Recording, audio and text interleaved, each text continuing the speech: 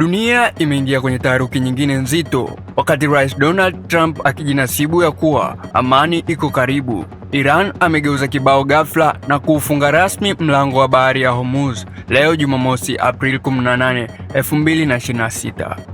Ripoti za hivi punde zinasema boti za kivita za Iran zimeanza kufyatua risasi kuzuia meli za mafuta zisipite.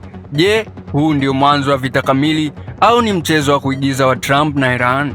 Saa chache tu baada ya kusemekana njia hiyo iko wazi, Iran imedai ya kuwa hatua hii ni jibu kwa Marekani ambayo inaendelea kuweka vikwazo na kuzuia bandari za Iran, jambo waliloliita ni uharamia wa kimataifa.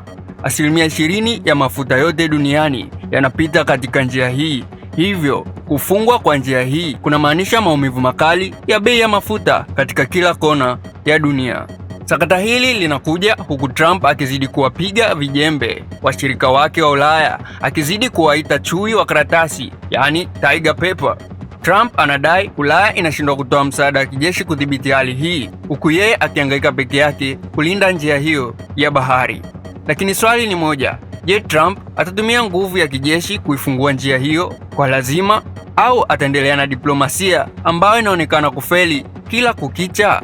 Mambo yanazidi kuwa moto na sasa macho yote yapo kwa Trump na viongozi wa Iran kuona nani atalegeza kamba. Je, unadhani hatua hii ya Iran italetea Marekani heshima au itazidisha uhasama? Toa maoni yako hapo chini, usisahau kusubscribe, like, share, turn on notification ili uzidi kupata update ya matukio mbalimbali yanayozidi kujiri every time.